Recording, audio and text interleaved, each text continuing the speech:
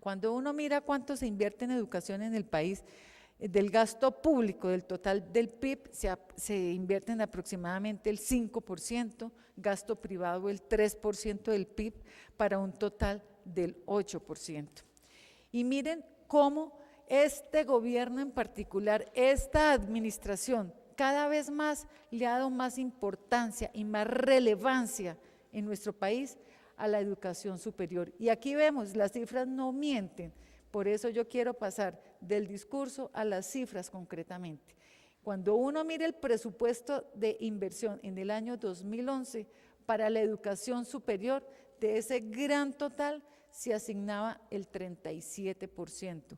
Para el presupuesto que se aprobó en el día de ayer, para el año 2013, esa participación pasa del 37% del presupuesto de inversión a un 43%. Entonces, ustedes pueden ver cómo dentro de los recursos que son limitados, que son insuficientes, que como digo yo en todos los días y en todos los escenarios, que por supuesto se requieren más recursos, podemos ver que en medio de esa limitación de recursos que se tienen, cómo esta administración ha aumentado dentro del presupuesto de inversión los recursos que van a financiar la educación superior. Hemos pasado de un 37% a un 43% en el presupuesto aprobado en el día de ayer. ¿Y qué significa eso en recursos de inversión? Porque ya veíamos, hay de funcionamiento, pero también hay de inversión. Veamos entonces cómo los recursos pasaron. En el año 2011 tuvimos para inversión en el sector de educación superior 342.000 millones de pesos. En el presupuesto que se aprobó ayer, ese pasa a 634.000 millones de pesos los recursos de inversión que van a ser dirigidos, direccionados a financiar la educación superior en nuestro país. ¿Ello qué significa? Significa un crecimiento del año 2011 al año 2013 de 634.000 millones, significa un crecimiento, de un 85%, de 342.000 millones a 634.000 millones de pesos. Primer mensaje, hay un crecimiento importante, en primer lugar, en los recursos que van por inversión para financiar la educación superior, primer mensaje. Y segundo mensaje, hay un crecimiento muy importante dentro del total de recursos que maneja este Ministerio de Educación Nacional, los recursos de inversión, hay un crecimiento muy importante en términos de participación relativa frente al total de los otros niveles para los cuales se asignan recursos desde el sector educativo. Quiero compartir con ustedes también cómo han venido creciendo los recursos de funcionamiento y de inversión para la educación superior.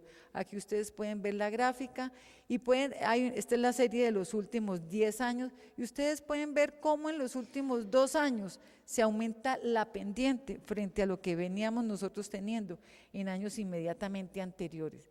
Y aquí miren esta gráfica cómo es de elocuente. Estos son los recursos adicionales que se le han girado a nuestras universidades públicas, que no estaban consagrados inicialmente ni en el presupuesto de funcionamiento ni en el presupuesto de inversión. El primer pico que se ve ahí, que es por 140.000 millones de pesos, eso se da en el año 2010, donde por decisión del Congreso de la República y además hubo también una gran expresión estudiantil y también de los rectores en el año 2010, entonces el Congreso de la República toma la decisión a mediados de ese año de asignar una partida presupuestal adicional, unos recursos adicionales por 139.000 millones de pesos, eso fue en el primer semestre del año 2010. ¿Qué pasó en el año 2011? En el año 2011 le asignamos nosotros como recursos adicionales a motu propio desde el ministerio 74.000 millones de pesos adicionales y en el año 2012, en el presente año, le hemos entregado a nuestras universidades 180.000 millones de pesos totalmente nuevos, totalmente frescos. De estos 180.000, vale la pena que yo les comparta con ustedes. Ustedes recuerdan mejor que nadie que el proyecto de ley 112 que retiramos el año pasado del Congreso de la República para reformar la educación superior preveía en el capítulo de financiamiento que además de lo contemplado por la Ley 30 establece que los recursos aumentan todos los años con base en el IPC, en el índice de costos de vida. Se preveía en ese proyecto de ley que a partir de este año aumentarían los recursos, además del IPC, en términos reales en un 3% todos los años durante los próximos 10 años. Pues bien, ya retirado el proyecto de ley, ya no existe ninguna ley de la República que obligara o que nos obligara a aumentar ese 3% en términos reales. No obstante eso, que definimos y decidimos en el gobierno y en el Ministerio de Educación, obviamente en consonancia con Hacienda, que este año, a pesar de que no hubiera proyecto de ley que lo obligara, se iban a adicionar los recursos en ese 3% adicional. Y ya le giramos a nuestras universidades esos 66.000 millones de pesos adicionales, más otros recursos adicionales que hacen que este año les hayamos girado 180.000 millones de pesos. ¿Qué se tiene previsto para el año 2013? Pues bien, no hay una ley que diga que hay que girar otros 3% adicional, pero no obstante eso, he logrado hasta el momento que Hacienda nos asigne otro 3% adicional en términos reales para el próximo año, para el presupuesto del año 2013. ¿Cómo se distribuyeron estos recursos adicionales? Y eso es bien importante, y eso lo que muestra es la política que estamos nosotros promoviendo e implementando, que obviamente se tiene que ver reflejado presupuestalmente. Y además quiero darle el crédito a los 32 rectores de las universidades públicas. Con estos recursos adicionales del 3% nos reunimos y dijimos, mire, aquí hay un problema de equidad regional. Hay un desbalance entre lo que se le gira a unas universidades y lo que se le gira a otras universidades. Entonces, poco a poco en el tiempo tenemos que cerrar esa brecha que hay entre nuestras universidades regionales. ¿Qué decisión se tomó? Se tomó la decisión de que esos recursos frescos, que además hacen base, el 50% de ellos los íbamos a distribuir como estaba previsto en la Ley 30, pero el otro 50% lo íbamos a distribuir entre las universidades del país que más lo necesitan, porque tienen el menor valor per cápita y tienen los mayores problemas en términos de calidad educativa. Y eso fue lo que hicimos. Y eso nos permitió entonces que, representante Wilson Arias, nos permitió entonces el que hoy a la Universidad del Pacífico, que como usted bien menciona, pues está en dificultades financieras, se le hubieran incrementado los recursos para la Universidad del Pacífico del año 2011 al año 2012 en un 43%. Y este dato es muy importante. En el año 2011 a la Universidad del Pacífico le giramos 9.500 millones de pesos. En este año, en el 2012, les giramos 18.800 millones de pesos. Esto es un incremento del 43%. Y quiero decirles que con estos recursos frescos que les giramos a nuestras 32 universidades, hubo 14 de ellas que tuvieron un incremento de un año a otro superior al 10%. En síntesis, las cifras demuestran que este gobierno, esta administración en estos 2 años ha hecho esfuerzos muy importantes, ahí las cifras no mienten, para que haya más recursos para financiar la educación superior. Pero yo les puedo decir, al igual que ustedes lo consideran, que los recursos pues son insuficientes, que hay que hacer mayores esfuerzos para la búsqueda de ese financiamiento, y por eso yo estoy liderando que las universidades también tengan recursos por parte de las entidades territoriales. ¿Cuáles son las fuentes de financiamiento que tienen las universidades? con recursos de origen público, pues está en primer lugar los recursos del presupuesto general de la Nación que les acabo de presentar, pero están también los recursos de las entidades territoriales y estoy trabajando con los gobernadores y los alcaldes para que asuman el pago de las deudas que se tienen con algunas de nuestras universidades regionales, pero también va a haber recursos muy importantes en términos de regalías, como bien lo decía el señor senador y el señor representante, y estamos nosotros literalmente mercadeando desde el Ministerio de Educación Nacional, mercadeando, yendo a todas las entidades territoriales, porque es que la plata de la regalía no es del gobierno nacional, no, es de las entidades territoriales. Entonces estamos mercadeando recursos financieros para que se financien con las regalías, y estoy trabajando también en fuentes adicionales, como por ejemplo, con varios parlamentarios, la posibilidad de crear una estampilla única nacional que nos permitiera poder tener recursos muy importantes para financiar infraestructura para el sector educativo, pero también para el sector salud.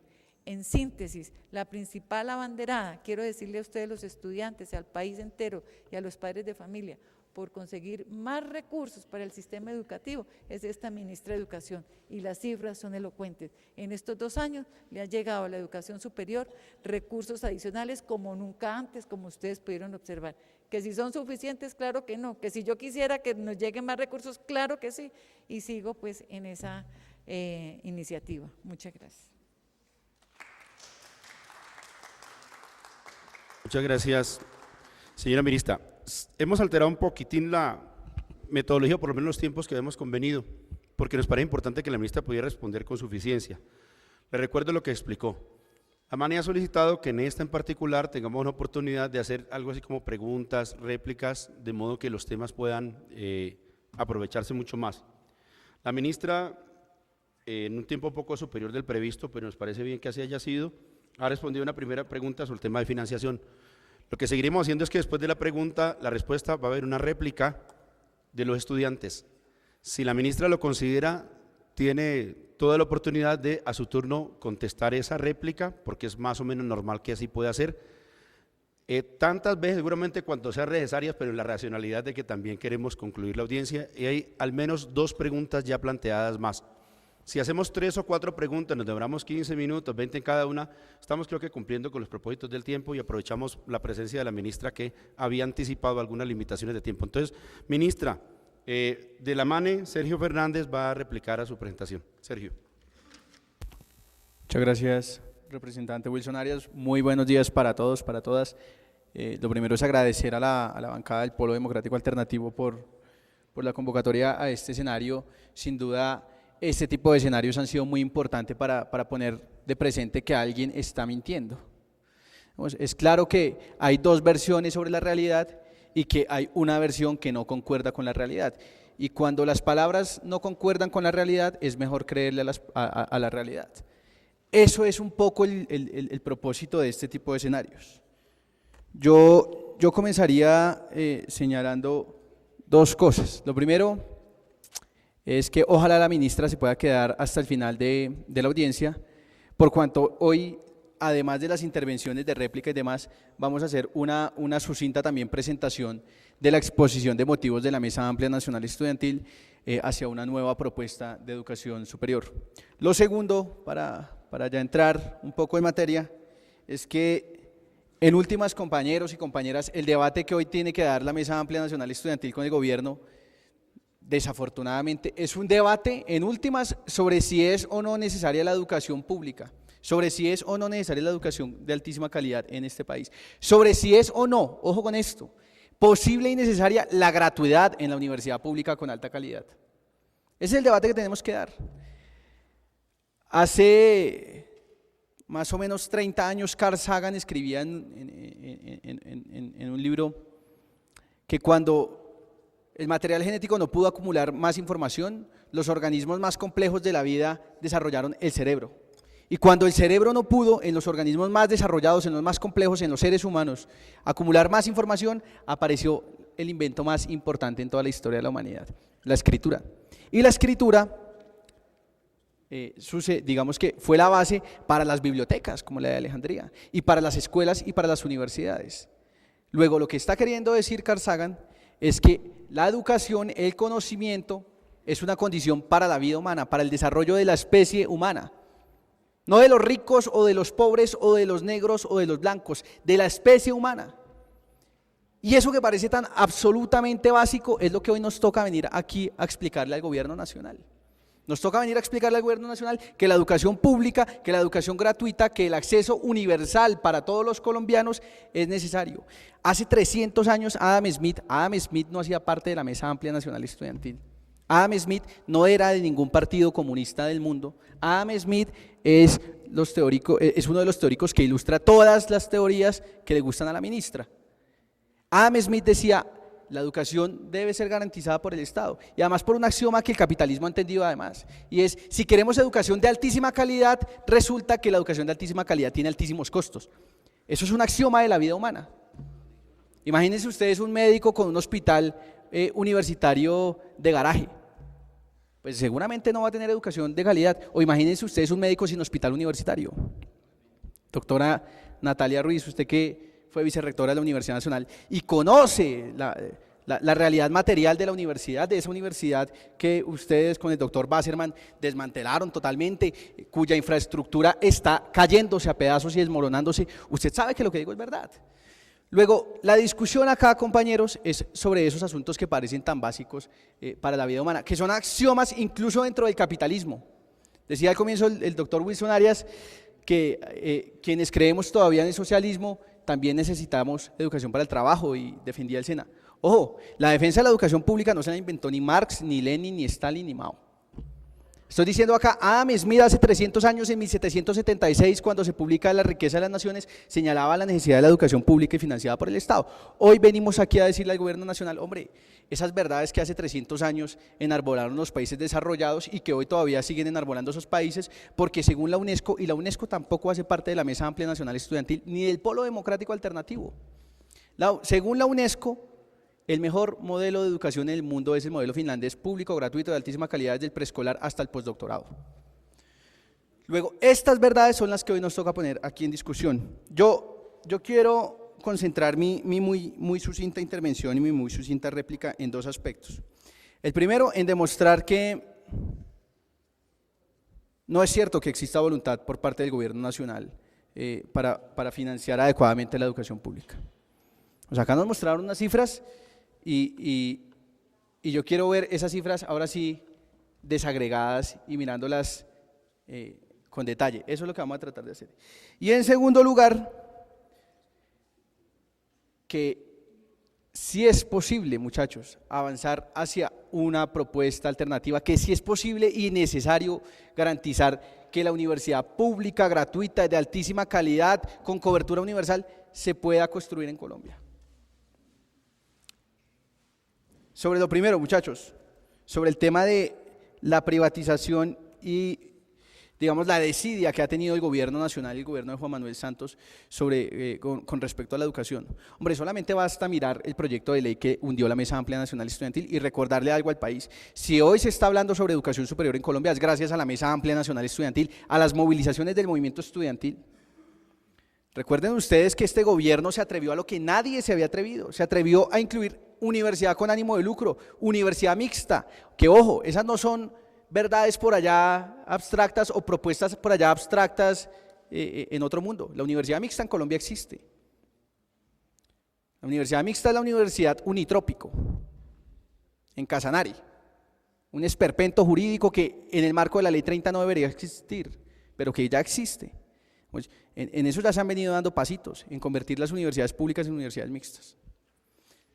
Pero bueno, sigamos. Entonces yo les decía,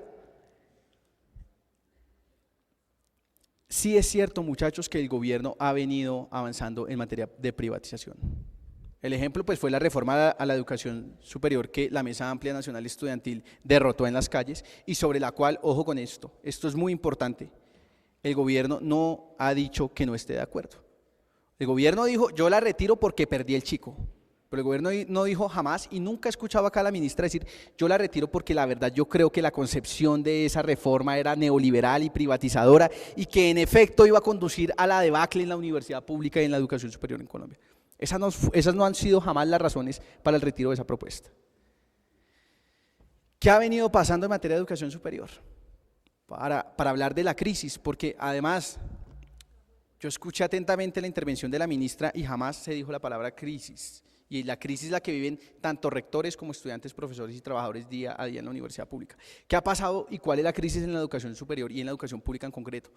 Primer elemento, hoy de cada 100 muchachos que salen de un colegio, solo 40 entran a la educación superior. De eso es de lo que saca pecho el gobierno nacional. Y de esos 40, solo 30 entran a una universidad. Y de esos 30 que entran a una universidad, solamente 15 más o menos entran a una universidad pública. Y de esos 15, solamente 7 se gradúan. Y de esos 7, 3 consiguen empleo para ganarse en promedio 1.350.000 pesos. ¿Acá hay una crisis, sí o no? Bueno, pues, esos son los hechos, esa es la realidad. 70 de cada 100 colombianos están en el subempleo o en el desempleo. Esa es la realidad del país. Esa es la realidad que se pretende negar con las palabras y con los discursos. ¿Y cómo está la universidad? Yo quiero pedirles que me dejen proyectar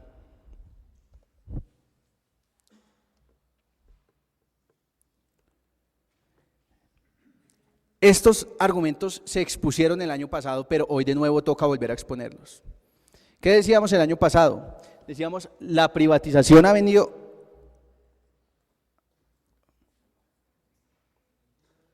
Bueno, la privatización ha venido avanzando de manera pavorosa en la educación superior en Colombia. Esos argumentos los expusimos el año pasado y entonces seguramente ahorita la ministra va a decir, ¿otra vez la misma gráfica? Pues es que otra vez es la misma realidad, ¿qué hacemos? En 1993 el gobierno asignaba el 84% de los recursos, en 2008 solamente el 51%, y según el SUE ahora es menos del 51%. ¿Qué ha venido pasando en educación superior? Que la ministra decía, es que hay cada vez más recursos para educación superior, desagreguémoslos. En 2000, los recursos para la educación superior se dividen en dos, en oferta y demanda. El 40% era para la demanda, es decir, para endeudar a los jóvenes con créditos del ICETEX que pagarán durante toda su vida, y el 60% era para las universidades públicas. Miren lo que pasó en 2011 en el gobierno de Juan Manuel Santos, en el gobierno de María Fernanda Campo, en el gobierno de Javier Botero, el negociador del Tratado de Libre Comercio con Estados Unidos en materia de educación. ¿Qué pasó? Que se invirtió esa proporción. Es claro que hay una apuesta por parte del gobierno nacional de privilegiar la financiación a la demanda, el incentivo a la demanda en el endeudamiento de las familias colombianas por encima del financiamiento del derecho, es decir, de la universidad pública. Y acá es necesario señalar algo también. ¿Cuál es el problema que ha venido señalando la Mesa Amplia Nacional Estudiantil respecto al ICETEX? Hombre, nosotros hemos dicho, desde que se creó la Mesa Amplia Nacional Estudiantil, que no aceptamos que ni tratados de libre comercio, ni el Banco Mundial, ni el Fondo Monetario Internacional le definan a Colombia la política educativa. Y resulta que tengo acá también en el computador los dos acuerdos de préstamo entre el Banco Mundial y el ICETEX, en donde Colombia se compromete a cambio de $500 millones a endeudar a las familias colombianas. El gobierno el año pasado proponía en su reforma, posteriormente lo hizo, dejar en ceros los intereses de estratos 1, 2 y 3. ¿Cuál es el lío? ¿Cuál es la trampa?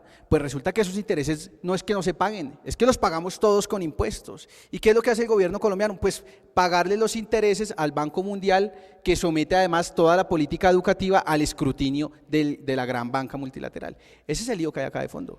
Entonces, yo creo que acá hay dos problemas por lo menos. El primero, que quien es encargado de la agenda en materia de educación es la ministra María Fernanda Campo. No el Banco Interamericano de Desarrollo, ni el Banco Mundial, ni nada de estos. Digo esto porque de entrada ya hay dos problemas. Uno, la procedencia, y dos, el contenido de la política educativa en Colombia. Entonces el Banco Mundial viene y le dice a Colombia, le voy a dar $500 millones, pero me hace el favor y en adelante privilegia el incentivo a la demanda y me desfinancia la universidad pública.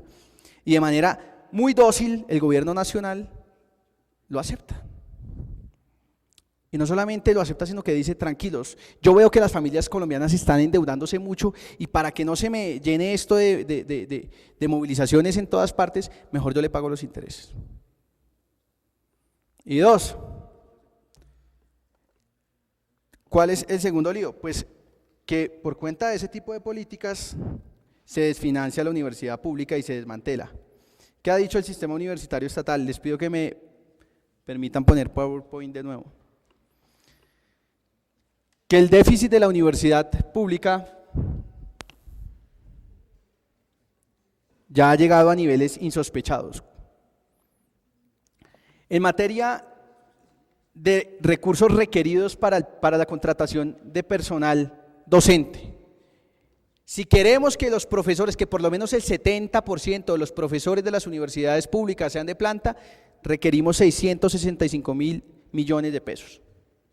Si queremos que el 100% de la planta administrativa, de los trabajadores, sean contratados de manera digna, no a destajo, no con cooperativas, requerimos esos recursos.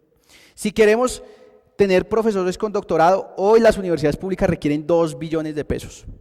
Si queremos por lo menos aliviar un poco la crisis en infraestructura, requerimos 7 billones de pesos. Si queremos invertir en tecnologías para la información y las comunicaciones, 334.000 millones de pesos. Para bienestar universitario, 218.000 millones de pesos. Recursos de apoyo académico, 153.000 millones de pesos. Y gastos administrativos, 406.000 millones de pesos.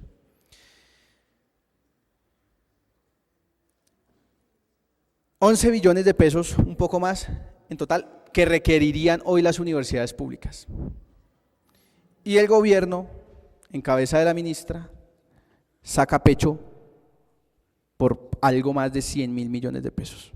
Bueno, la consigna que ha venido hoy a proponerle la MANE al gobierno nacional y al país es 1 billón más para la universidad pública en su base presupuestal para el año 2013. ¿Y por qué? Porque el gobierno ha venido señalando que todo lo que ha propuesto la MANE es imposible, que más o menos los estudiantes estamos locos. Y lo que acabo de mostrar es o que las universidades están tan mal que ya ni los rectores saben hacer cálculos, o que de verdad la universidad está mal. ¿Qué es lo que estamos diciendo? Para el año 2013 se aprobó ya un presupuesto general de la Nación en el cual se asignan 47 billones con B de billetes para el pago de la deuda pública. El país en los últimos años le ha regalado año por año cerca de 10 billones con B de billete en exenciones tributarias a las grandes multinacionales. Es más, según el profesor, según varios estudios en materia mineroenergética, resulta que después de todos los cálculos en materia de regalías y pago de impuestos de las multinacionales en Colombia, resulta que los colombianos terminamos pagándoles a las multinacionales porque se lleven los recursos. ¿Qué es lo que está diciendo la MANE? La universidad pública requiere hoy 11 billones de pesos. La Mesa Amplia Nacional Estudiantil ha venido trabajando en un nuevo esquema de financiación que el 17 de octubre en las calles colombianas, con todos aquellos demócratas que creen que la educación en Colombia debe ser un derecho, que la educación pública debe ser gratuita y de alta calidad, con todas estas personas esperamos presentarle al país ese esquema de financiación, esa nueva ley de educación superior. Mientras tanto, lo que le estamos diciendo al gobierno es: regálele a la universidad pública lo que se merece.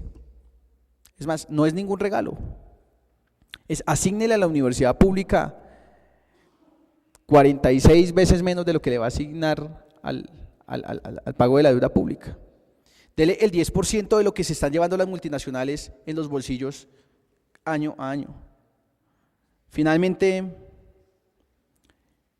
frente al tema de la crisis de la universidad pública, yo quiero dejar 2 preguntas abiertas. Lo primero: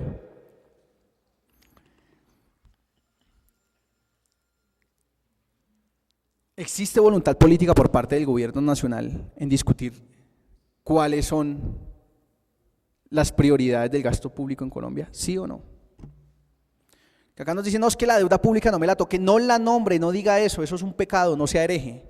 Bueno, pues la deuda pública es la que hoy tiene en crisis a toda Europa. El desconocimiento del pago de la deuda pública o de parte de ella es lo que ha sacado avante a países como Argentina. Lo que pasa es que Hay que ser un fanático del neoliberalismo para no entender todas estas realidades que hoy son de apuño. Es que el mundo hoy se sumerge en una crisis es por culpa de todas estas políticas. Pero el fanatismo de los neoliberales colombianos no los deja ver más allá. Luego la pregunta, insisto, es: ¿existe o no voluntad política del gobierno de Juan Manuel Santos, encabezado en su ministra de Educación y en el ministro de Hacienda, Mauricio Cárdenas, que hoy estaba citado y no quiso venir, en discutir las prioridades del gasto público en Colombia, sí o no? Esa es la primera pregunta. Y no requiere una respuesta larga, ni amañada, ni llena de arandelas. Es sí o no. Sí, tenemos la voluntad política para discutir que no se vaya más plata en deuda pública, en renegociarla incluso, si es posible. En mirar las exenciones tributarias, incluso el presupuesto para seguridad y defensa. Segunda pregunta. ¿Existe o no una crisis hoy en la universidad pública? Porque claro, la ministra se para y dice: no, es que estamos haciendo esfuerzos y cada vez damos más plata y nunca será suficiente, ese es el argumento que se da. Pero no se dice nada sobre esos recursos que están pidiendo hoy las universidades públicas. Incluso, yo en un debate con el viceministro de Educación Superior, Javier Botero, lo escuché decir que las universidades tenían unas cuentas en superávit y que les sobraba la plata. Bueno, pues el doctor Botero no ha ido nunca a una universidad pública.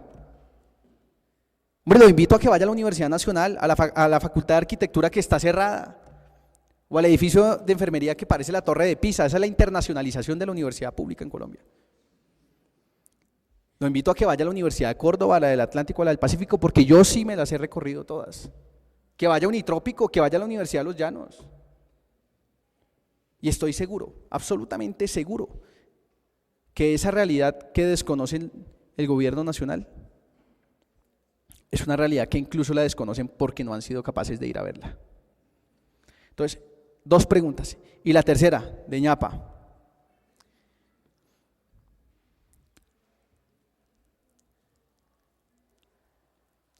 El gobierno nacional ha venido privilegiando la financiación a la demanda, el incentivo a la demanda. ¿Cuál es el problema de esto, muchachos? Y quiero explicarlo de manera muy clara, en tanto sea posible.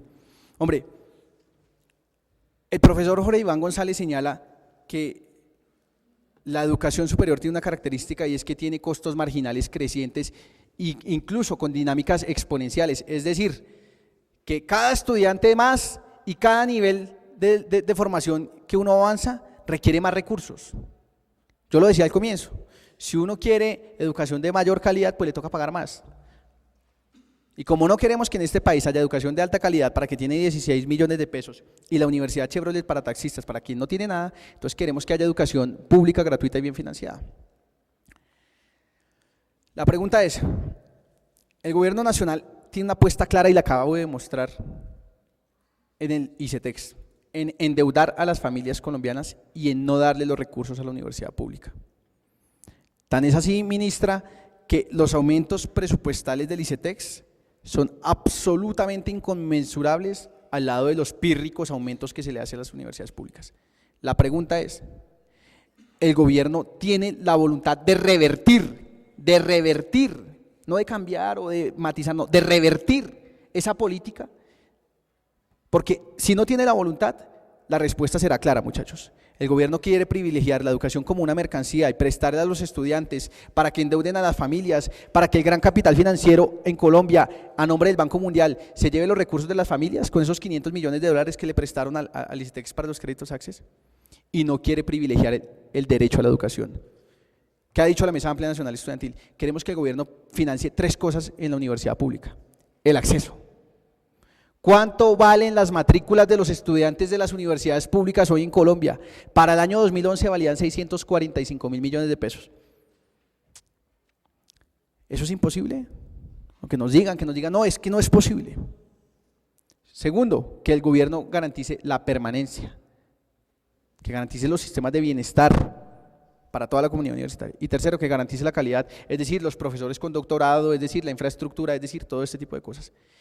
Termino con la pregunta de nuevo, ¿quiere el gobierno o no revertir esa tendencia privatizadora, cambiando la financiación que hoy asigna a la demanda y orientándola a la oferta? ¿Sí o no? Listo. Muchas gracias. Bien, gracias. Bien, va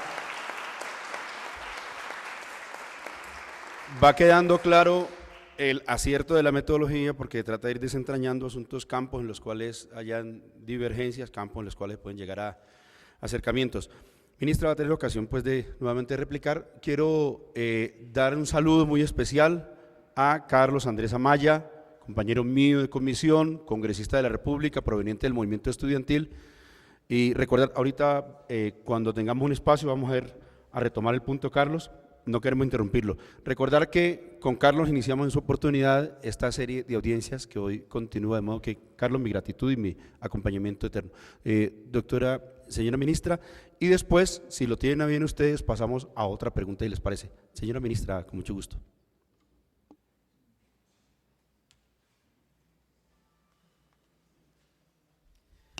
Bueno, yo sí quisiera precisar algunas de las afirmaciones que se han hecho hoy porque no coinciden con la realidad. Y no es sino mirar las cifras, porque es que las cifras ahora hablan por sí solas. Se dice que nosotros hemos venido debilitando nuestras universidades públicas y que hemos venido disminuyendo los recursos que le asignamos a las universidades públicas por favorecer entonces el apoyo a la demanda a través de los créditos del ICETEX. Eso no es cierto. Los recursos para nuestras universidades públicas se asignan con base en lo que previó la Ley 30, y la Ley 30 estableció que todos los años se asignaban recursos adicionales mínimo con base en el IPC. Y yo respondo por esta administración, no respondo por los 18 años anteriores. Y como les pude yo demostrar en las gráficas que les presenté, hemos hecho esfuerzos adicionales para llegar más recursos a nuestras universidades públicas en estos 2 años. Y cuando uno mira la serie de tiempo de cuánto le ha llegado a las universidades públicas en los últimos 10 años, uno observa que el crecimiento del periodo 2002 al 2012, el crecimiento ha sido de un 26% en términos reales. Entonces uno no puede decir que por cuenta de lo uno estamos nosotros debilitando nuestras universidades públicas. No es cierto, y ahí están las cifras, están los registros presupuestales, está la ejecución presupuestal del Estado colombiano y particularmente del Ministerio de Educación Nacional, cuánto le hemos girado nosotros a las universidades públicas. Yo quiero decirles que el total de lo que se ha asignado para educación superior, solamente el 13%, oigan esta cifra, el 13% corresponde a recursos que se asignan para financiar los créditos del ICETEX. Y yo creo que nadie en Colombia puede estar en contra de las decisiones que tomó este gobierno nacional del presidente Santos, además porque fue un compromiso que adquirió en su campaña con los jóvenes de Colombia, con los padres de familia, de transformar totalmente los créditos del ICETEX. Cuando nosotros llegamos a este gobierno, ¿con qué nos encontramos? Que los créditos educativos del ICETEX eran tremendamente costosos y dijimos, eso no puede ser, tenemos que reducir totalmente el costo del financiamiento para la educación, porque tenemos que darle también opción a los estudiantes que quieren en su legítimo derecho no estudiar en una universidad pública, sino también estudiar en una universidad privada. Entonces, si ese joven no tiene recursos, si su familia no tiene, ¿por qué no darle como opción de vida a ese joven la posibilidad de que estudie en una universidad privada, si eso es lo que él quiere como desarrollo futuro en materia de formación? Entonces, ¿qué hicimos nosotros? Desde diciembre del año inmediatamente anterior, desde el año 2010, tomamos una decisión de carácter administrativo en el ICETEX y redujimos la tasa de interés real igual a 0. Hoy la tasa de interés real en los créditos educativos es igual a 0. Esto tiene un impacto enorme en términos de equidad, porque este tratamiento preferencial, ¿a quién beneficia? A los jóvenes y a las familias más pobres. ¿A quién va dirigido este subsidio? A los jóvenes de los estratos 1, 2 y 3, que son el 97% de los créditos que se asignan a los jóvenes en Colombia para financiar su educación superior. Y no nos quedamos solamente ahí, además establecimos que se debería tener un año de gracia para darle tiempo al joven cuando termine su carrera de conseguir un puesto, engancharse en el mundo laboral, y a partir de ese año de gracia empieza a amortizar y a pagar su crédito educativo. Algo adicional, se estableció que el pago fuese escalonado en el tiempo. Al comienzo empieza a amortizar menores porcentajes, y a medida que se supone van incrementando sus ingresos, pues también se van incrementando el pago de la deuda. Y algo adicional, mejoramos los subsidios de sostenimiento que se financian ¿con qué? Con recursos del ICETEX. Hoy esos subsidios van focalizados para los jóvenes de menores recursos que estudian en nuestras instituciones, para Sisbén 1 y 2. Mejoramos ese subsidio de sostenimiento, son 650.000 pesos semestrales. Y el Congreso de la República, esa decisión que era de carácter administrativo, lo convirtió en ley de la República, para que ya no quedara a discreción de la administración de turno mantener esos subsidios que van dirigidos hacia los jóvenes más pobres de nuestro país, que no quedara eso pues a discrecionalidad de la administración, sino que fuese mandatoria. Por eso entonces el Congreso de la República aprueba la ley, donde ya por ley de la República se establece que la tasa de interés real para los créditos del ICETEX es igual a 0, la tasa real para los estratos 1, 2 y 3. Entonces yo simplemente pues reitero lo que dije al comienzo de este debate. Ha habido esfuerzos adicionales para que le lleguen más recursos a nuestras universidades públicas. Se ha creado una mesa de trabajo conjuntamente con el SUE, con las universidades públicas estatales, con sus vicerrectores, donde vamos a participar desde el ministerio para hacer una revisión integral de la situación financiera de las universidades. Y yo os invito para que ustedes entren a los sistemas de información del ministerio, para que ustedes puedan verificar cuál es la situación financiera de nuestras universidades de acuerdo con los últimos reportes y de acuerdo con los estados financieros que ahí presentan las universidades, y que por supuesto tenemos que darle crédito. Yo sí ratifico lo que dijo en su momento el señor viceministro, donde la inmensa mayoría de las universidades presentan excedentes al final del periodo. Simplemente los invito a que entren a la página web del ministerio, al sistema de información, al SNIE, donde está la información que nos reportan las universidades. Ello no quiere decir ni mucho menos que no tengan necesidades nuestras universidades, que no requieran más recursos adicionales, y por eso, precisamente porque somos conscientes de ello, pues hemos venido trabajando en estos 2 años en particular para incrementar esos recursos públicos adicionales a nuestras universidades públicas.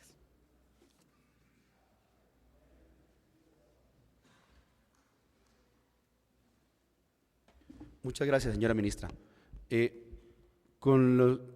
La mesa directiva de la MANE, que estamos ayudando un poco ahí mutuamente, hemos considerado que es muy importante, señora ministra, que juntos escuchemos una presentación sobre el tema financiero a cargo de Daniel Munévar. Antes de Daniel, vamos a escuchar un saludo de nuestro compañero Carlos Amaya, colega de la comisión nuestra. Pero Daniel Munévar, de CADTM, ha venido haciendo con el grupo en general de este debate parlamentario y de la audiencia un seguimiento al tema financiero. Antes, les recuerdo, habíamos hecho una presentación sobre el tema de la financiarización de la educación y se trajeron algunas cuentas muy importantes sobre el tema de la burbuja educativa en los Estados Unidos, en Chile, en fin. Vamos a darle alcance a ese elemento que creemos que es muy útil a esta altura del debate. Antes quiero invitar a mi buen amigo y colega, integrante de la Comisión Sexta, Carlos Amaya, para que presente un saludo a la audiencia. Muchas gracias, Carlos. Bueno, muy buenos días a todas y todos los televidentes, a los integrantes de voceros de la MANE que se encuentran en este auditorio, a la ministra de Educación, a los funcionarios del gobierno, a Sintra Unicol y profesores demás. Pues es para mí muy grato poder estar nuevamente en una audiencia de estas con el compañero Wilson, colegas en la Comisión Sexta, con quien estuvimos casi en solitario al principio apoyando la posición de la MANE y del movimiento estudiantil en contra de esa reforma a la educación superior, y a quienes nos caracterizaron de demagogos por estar trabajando en contra de esa reforma que por supuesto hoy es más que claro que fue nefasta. Intentamos y avanzamos en 2 audiencias públicas el año pasado en pleno movimiento estudiantil y en los días en los que las calles estaban llenas de estudiantes. Hoy un poco más calmado, pero no menos importante esta discusión. Estamos en este auditorio nuevamente, en el Salón Boyacá del Congreso, discutiendo estos importantes temas para el país, y hoy yo creo que es mucho más importante esta discusión, más cuando se está hablando en este momento en el país de paz. Y creo que son acertados los comentarios que han dicho muchos teóricos y columnistas, que no se puede hablar de paz sin hablar de educación de calidad, y creo que es momento de entrar en discusión. El día de ayer en este mismo auditorio, curiosamente, se discutía el primer debate del presupuesto general de la Nación, ministra. Estaban las comisiones terceras y cuartas de Senado y Cámara acá en este auditorio discutiendo el presupuesto general de la Nación. Y yo vine a participar, radicamos una proposición respaldando la solicitud del SUBE, del presidente del SUBE frente a mayores recursos. Y yo creo que hoy es más que claro frente al tema de la educación superior que se necesita más plata. Yo quiero contar una infidencia. El día de ayer también, el día martes, se desarrolló en la Comisión Sexta un debate con la ministra de Educación y se invitó al ministro de Hacienda. Y como siempre y como raro, el señor ministro de Hacienda nunca va a aprobar la Comisión Sexta. O sea, la educación es poco importante en los temas de la aprobación del presupuesto. Y enviaron a una funcionaria llamada Gloria Rincón. Creo que es una funcionaria importante en ese ministerio. Y yo estaba ahí en la silla escuchando la intervención de otro congresista cuando la funcionaria de al lado, que es del Ministerio de Hacienda, dijo, obviamente fuera de micrófonos, yo la escuché y pues muchos la vieron, dijo, el problema nunca ha sido de plata en la educación superior. Entonces yo inmediatamente pedí la palabra con dolor de estómago y dije, no, pues si alguien de Hacienda dice que el problema nunca ha sido de plata, pues apague y vámonos, porque el problema sí es de plata. Y yo creo que Sergio, que la misma ministra lo acepta, que Wilson, que todos aceptan que el problema sí es de plata. Y uno se pregunta si, bueno, ¿son importantes las casas? Pues sí, son importantes las casas, los 4 billones de pesos que se van a invertir en casas. Pero uno también acierta en poder aceptar que si le diéramos educación a todos nuestros jóvenes de calidad, educación de alta calidad para todos nuestros jóvenes, pues ellos no tendrían necesidad de ir a recurrir al Estado para un subsidio de vivienda, sino podrían comprar su propia casa si pudieran trabajar y pudieran asimilar ese conocimiento y hacerlo en los términos económicos que tanto le gusta al gobierno, rentable y eficiente.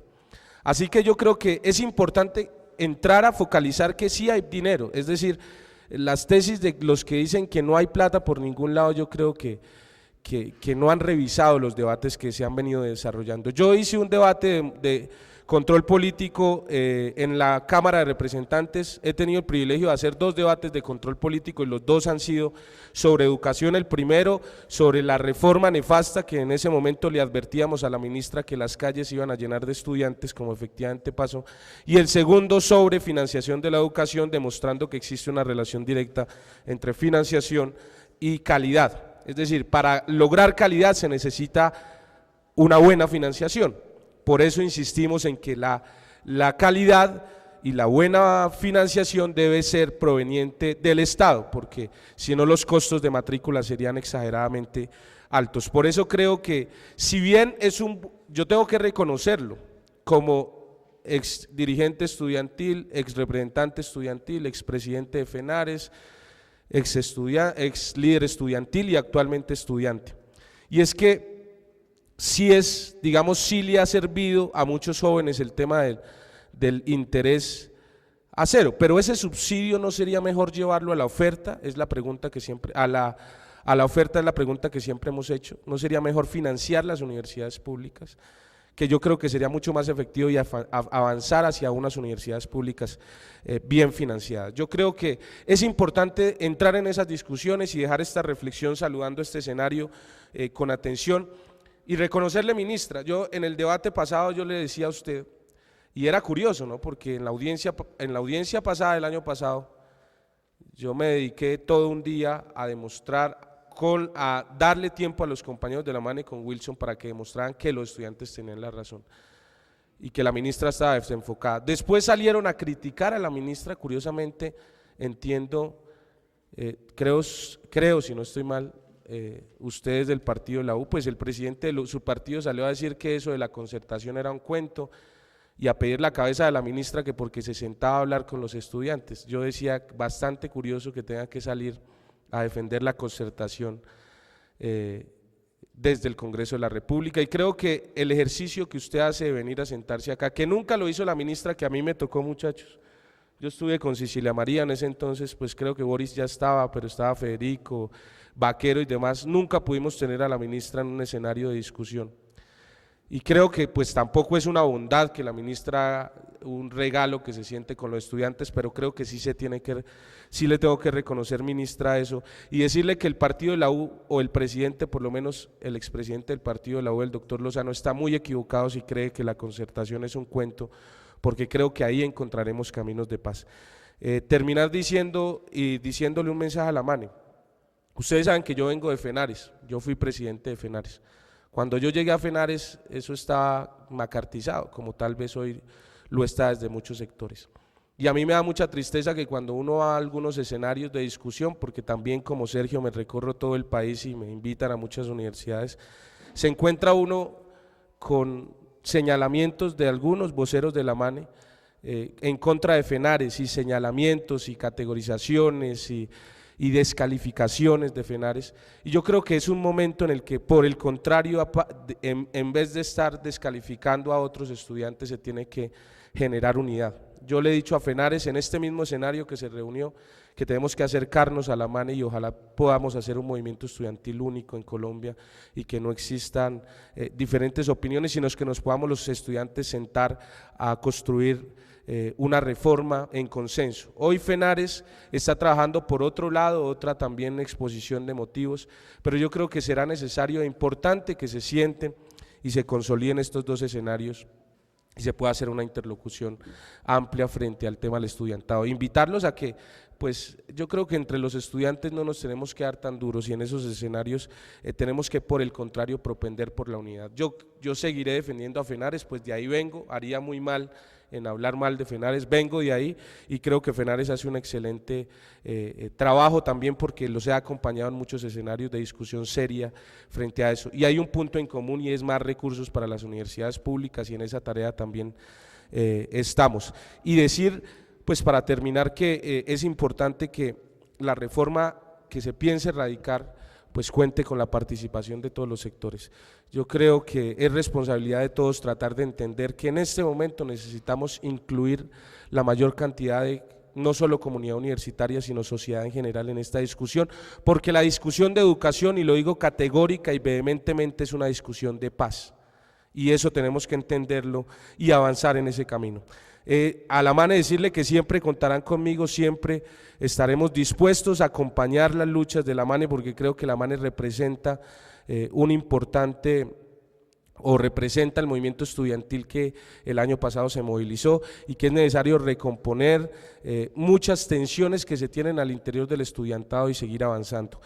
Ojalá pudiéramos volver a esos momentos en los que se podía generar una discusión unitaria frente a los objetivos que se plantean. Ministra, yo creo que, y lo que le dije en la comisión lo repito acá, el viceministro no tiene o no tuvo, no sé si seguirá o se irá, un papel de liderazgo en el tema de la reforma. Yo creo que el viceministro no supo hacer un buen papel, y creo que quien tiene que liderar este proyecto y esta discusión tiene que ser el Ministerio de Educación, o por lo menos generar las garantías para que las discusiones se den. Yo creo que la MANE no ha contado con las garantías, evidentemente, para que esas discusiones se den, pero muchos otros sectores pues tampoco. Ojalá, ministra, este camino mejore y que usted pueda ser más vehemente, ministra, pues la ha visto vehemente con el gobierno pidiendo recursos, pero ojalá pudiera ser más vehemente. Yo le propondría una cosa que pues muchos se van a reír, pero creo que sería histórico y pasaría usted a la historia, y es que ojalá una de las marchas que se proponen para pedir recursos a las universidades públicas usted pudiera participar, porque yo creo que si el tema es de recursos, todos tenemos que unirnos en lo que se ha demostrado que funciona muy bien y es en las calles movilizando. Mi compromiso en seguir trabajando con ustedes, compañeros de la MANE, y como siempre, Wilson, mi admiración por todo lo que he aprendido de su señoría, y pues seguiremos trabajando en equipo desde la Comisión Sexta, aún desde diferentes partidos. Muchas gracias.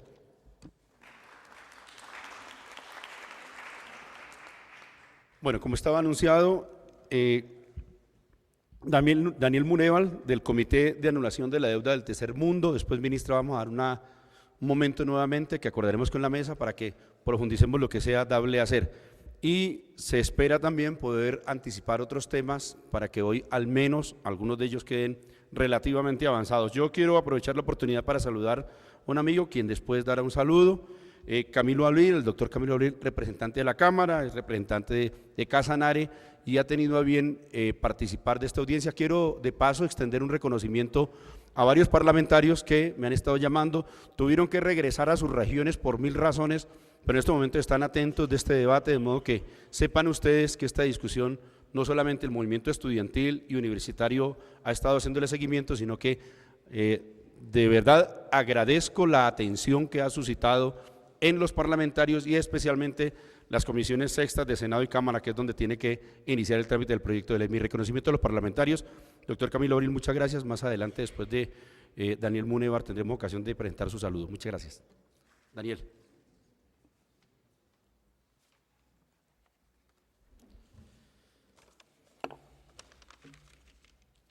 Bueno, buenos días a todos ustedes.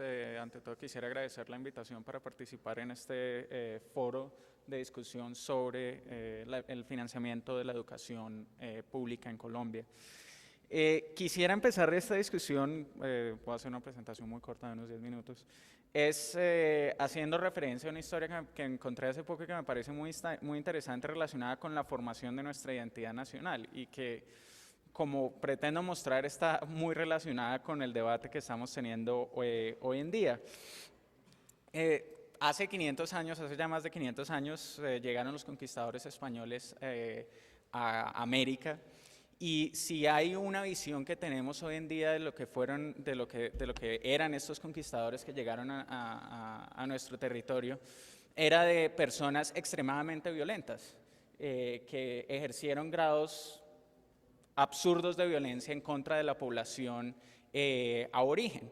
Y cuando nos detenemos a pensar por qué estos conquistadores fueron tan violentos cuando llegaron a este continente, siempre las explicaciones giran alrededor de conceptos como que estas eran personas que fueron reclutadas entre los estratos más bajos de la sociedad española, que no consideraban a los indígenas aborígenes como seres humanos por cuestiones religiosas, pero recientemente se está empezando a descubrir que hay otra historia detrás, y esa otra historia detrás tiene que ver con la deuda. Y es muy curioso, porque resulta que todas estas personas, todos estos conquistadores que llegaron a nuestro territorio, antes de poder llegar acá, ellos tenían que pagar por sus gastos de viaje, tenían que pagar por su equipamiento militar, tenían que pagar por sus provisiones y demás. Entonces, antes de poder embarcarse, tenían que endeudarse para poder pagar sus gastos de viaje.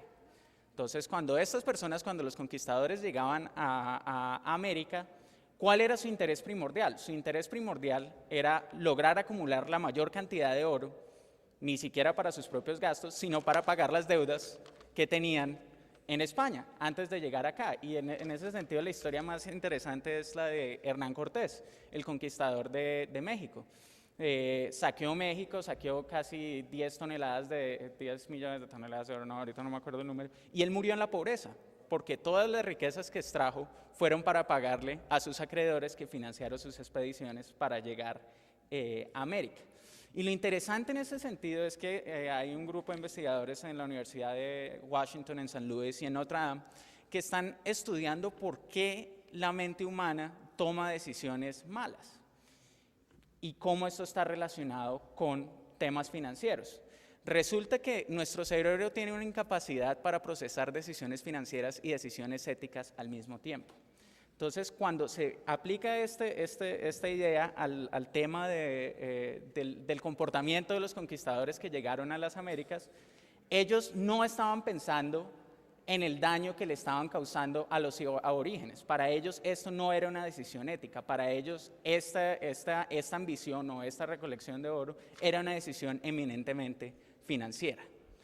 Entonces, cuando pensamos qué tiene que ver toda esta historia con lo que está ocurriendo ahora en Colombia, pues tenemos que pensar que en Colombia y en general en América Latina durante los últimos años se ha venido pasando un esquema de financiamiento de las políticas públicas donde el crédito y la deuda juegan un rol cada vez mayor en el acceso de las personas a los derechos.